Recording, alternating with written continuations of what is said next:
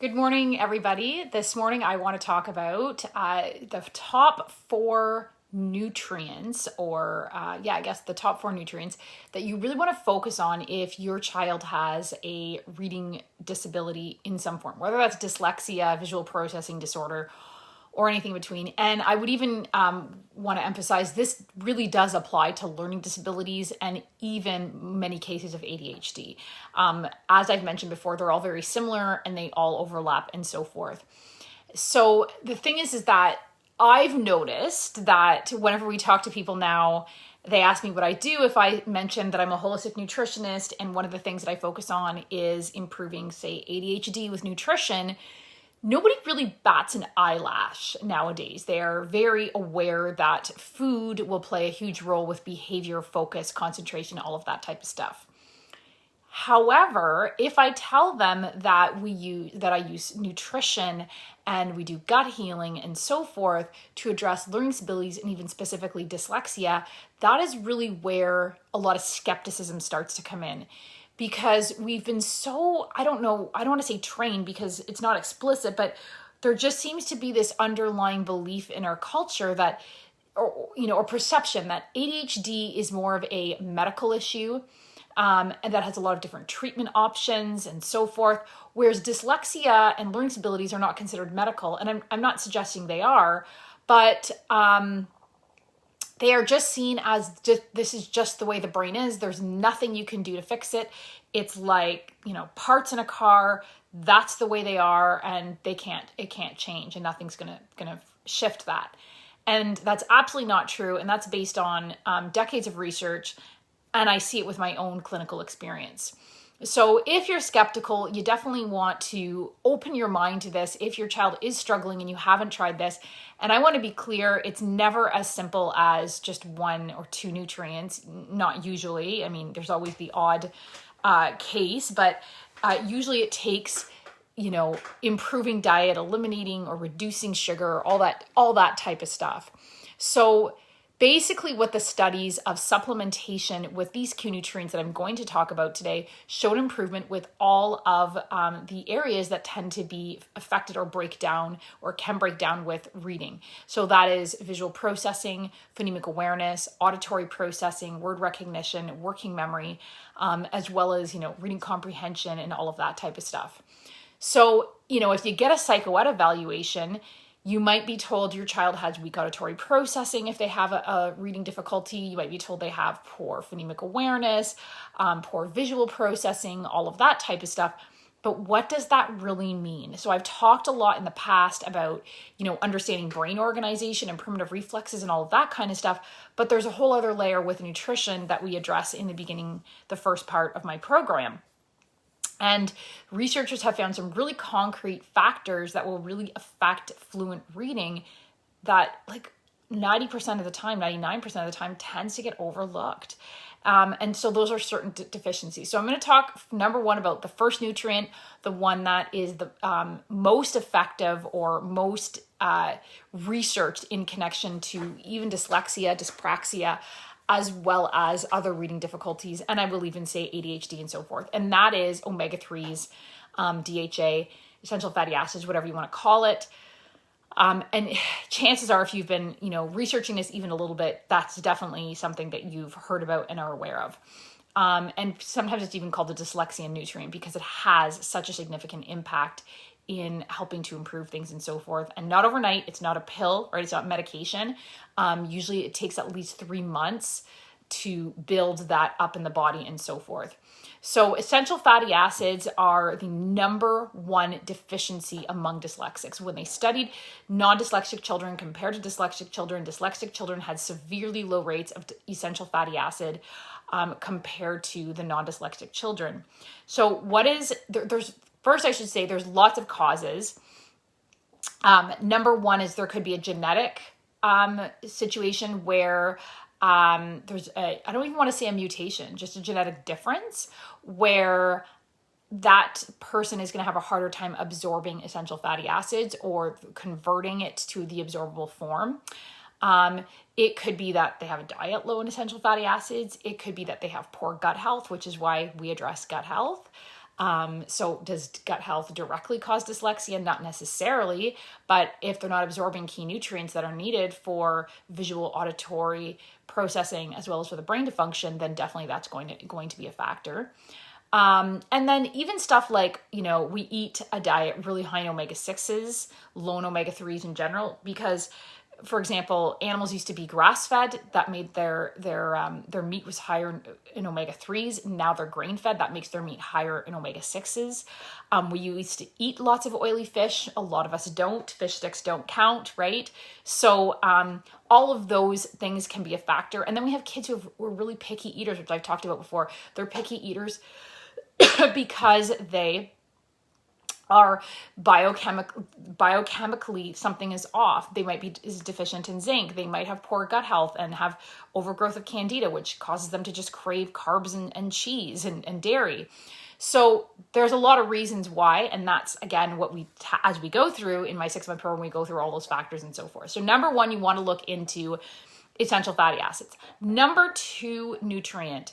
Absolutely critical. And I've really seen things turn around with some kids. And again, I never will say there's a miracle nutrient, but I really can see things turn around in some kids when we start addressing zinc. So zinc, number 1, is needed to absorb the omega-3s or the essential fatty acids that I just talked about. So you can see why a nutrient dense diet is really important, and we can't just like supplement with one random thing that we think is deficient, because they all work together synergistically, whatever you want to say.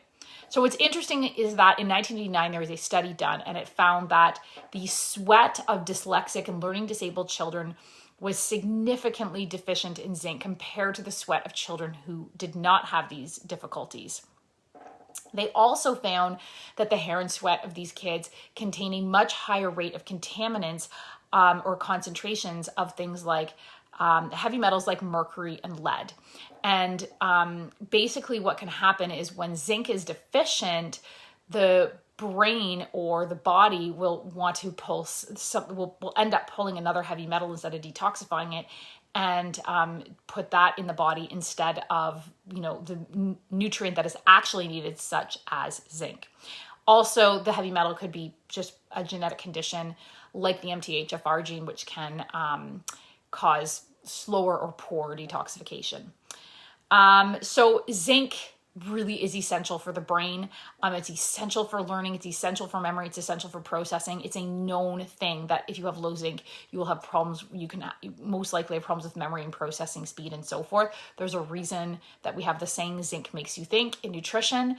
Absolutely critical. And I've even seen with ADHD kids, one mom said she can't believe the difference with her children.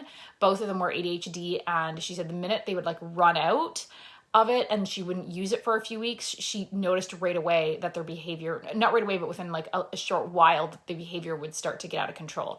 And I want to be clear, I'm not saying it's always that simple of a fix and it's that miraculous, but it goes to show in certain instances how significant it can be. So basically, again, there can be a genetic condition that can contribute to low zinc, where it's actually quite researched. There's even pyroluria, which is known to result in low zinc levels and people needing higher zinc or the right type of zinc, like zinc picolinate, which is what I tell people to substitute with. And that is among people who have ADHD, dyslexia, and even a family history of anxiety or social anxiety and so forth. So zinc you definitely want to address. Those are definitely the top 2 when it comes to reading and learning difficulties. The third one that I like to look at that doesn't get a whole lot of airtime when it comes to dyslexia, but very much so when it comes to other factors like autism, is folate. So we all were told when we were pregnant to take folic acid. So let me explain something real quick. Folic acid is actually synthetic. It's the synthetic form of folate, which is in food. And for people who have the MTHFR gene, or mutation, I should say, then what will happen is folic acid, the synthetic folic acid, can actually be toxic. And I don't mean toxic like kill you, but toxic like it, first of all, can cause mom to feel quite unwell during pregnancy, and it can actually cause all kinds of problems for the baby. And there's actually a higher rate with these kids who have this gene, and the mom took folic acid, the synthetic, right, folic acid, to have higher rates of autism. So there's a lot of really insane research around that.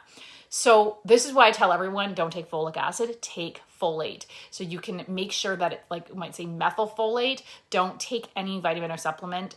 Even some kids are so sensitive, we have to watch for packaged food. Avoid folic acid like the plague.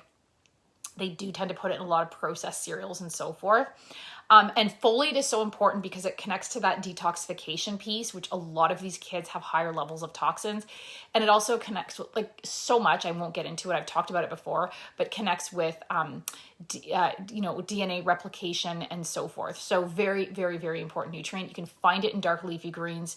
Toss those in a smoothie, throw in some frozen fruit, a little bit of honey or maple syrup, and milk, or like some kind of, dairy-free milk, and you're really getting some folate in, or have your child take a supplement. The last nutrient that I want to talk about today for dyslexia is B vitamins in general. So good for the brain. And if our kids are fussy eaters, or, just have no appetite because they're on certain medications, or all kinds of other reasons, they can be deficient. So B6, really, really important for processing memory and focus. Very important for ADHD as well. So if you have a child with a double diagnosis or more, then you really want to look into that one. B12 is so important for memory, right? We've all heard of, like, elderly people needing to get B12 shots because they're low in B12 and they're just not absorbing it well, even if they're getting it in their diet, and it can make all the difference in the world of memory. And the same is true with kids. And again, if they have this MTHFR mutation, then they are more vulnerable to B12 deficiency. So again, you want to make sure you're taking the right forms of B12, because that will make all the difference as well. And also just B vitamins in general, you don't have to take a supplement. I'm a big fan of bee pollen or royal jelly, and you just sprinkle that in food and so forth on a regular basis, and that can really optimize the B vitamins that your child is getting in their diet. So to recap, I would definitely look at omega-3s, definitely look at zinc picolinate, and then you might want to start considering folate, B vitamins, and so forth. I always say try not to rely on supplementation. First of all, it can cost you a fortune. And second of all, the idea is, as much as possible, to just start packing our diet with nutrient-dense foods. Don't start off with restricting and removing stuff. That's what my program's all about, how to make things sustainable and simple. Add in nourishing food, start crowding out the stuff that you don't want, and it'll more naturally and easily fall away. So let me know if you've tried any of these supplements or nutrients, or focused on them. Do you suspect your child has nutrient deficiencies? Post that in the comments below. And if you haven't grabbed my free starter kit, the Laser Focus Learner, do grab that. And also, if you want to book a free clarity call to learn more about my program, The Full Potential Formula, and how it really focuses on addressing the root cause, then you can do that. I'll put the link for both of those things in the comments below. Thanks for watching.